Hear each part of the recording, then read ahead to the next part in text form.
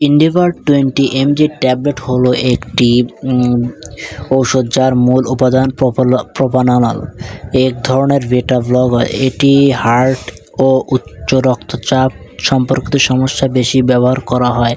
আসসালামু আলাইকুম রহমতুল্লাহ ইব্রাহিম, আপনারা সকলে কেমন আছেন? আশা করি ভালো আছেন। আজকে আপনাদের মাঝে এসিআই ফার্মাসিউটিক্যাল লিমিটেড একটি ঔষধ নিয়ে আলোচনা করব, ইন্ডিভার 20 mg। ইন্ডিভার 20 mg এটি প্রোপানানল হাইড্রোক্লোরাইড বিপি মিলিগ্রাম।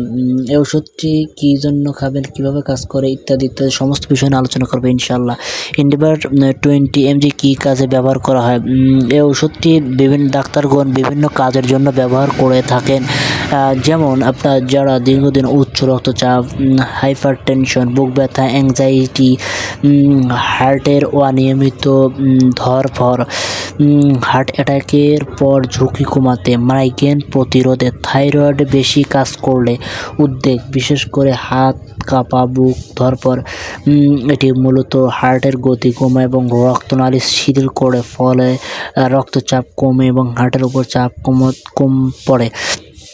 অনেকেই আছে দীর্ঘদিন ধরে উচ্চ রক্তচাপ সমস্যায় ভুগছেন, উচ্চ রক্তচাপ হাইপার টেনশন সমস্যায় দীর্ঘদিন ধরে ভুগছেন, অনিয়মিত বুক ধরফর, হার্ট অ্যাটাকের ঝুঁকি, মাইগ্রেন প্রতিরোধ, অর্থাৎ যারা অধিক থেকে অধিক পরিমাণ তীব্র থেকে তীব্রতর মাথা ব্যথা করে অনেক ধরনের ঔষধ সেবন করেছেন, কিন্তু কোনো ঔষধেও যখন কাজ হয় না, তাদের জন্য এই ঔষধটি ব্যবহার করা হয়ে থাকে। ইন্ডিভার 20 mg আপনার দেখা যাচ্ছে যে আপনার হার্ট অ্যাটাকের পর রক্তনালী শিথিল করতে সাহায্য করে, এবং এই ওষুধটি আপনি বাংলাদেশের যে কোনো স্থান থেকে খুব সহজে সংগ্রহ করতে পারবেন। এবার 80 ডোজ পার্শ্ব প্রতিক্রিয়া।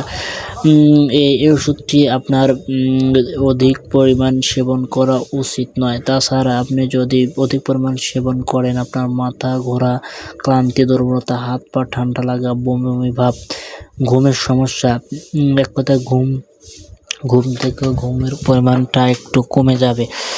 এছাড়া মাঝারি গুরুতর পার্শ্ব প্রতিক্রিয়ার মধ্যে আপনার হার্টবিট খুব ধীর হওয়া, রক্তচাপ বেশি কমে যাওয়া, শ্বাসকষ্ট, বিশেষ করে যাদের অনেকেই আছে দীর্ঘদিন অ্যাজমার সমস্যা, এটি তাদের জন্য এই সমস্যাটা হতে পারে।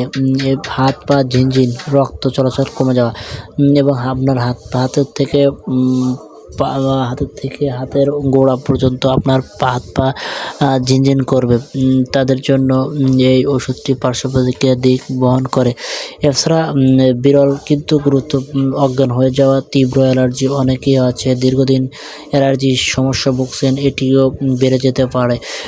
সো আপনি যখনই খাবেন তখনই একজন বিশেষজ্ঞ ডাক্তারের সঙ্গে আলোচনা করে ডাক্তার আপনাকে যেভাবে বলবে ঠিক সেইভাবে এই সমস্ত ঔষধ আপনি সেবন করবেন।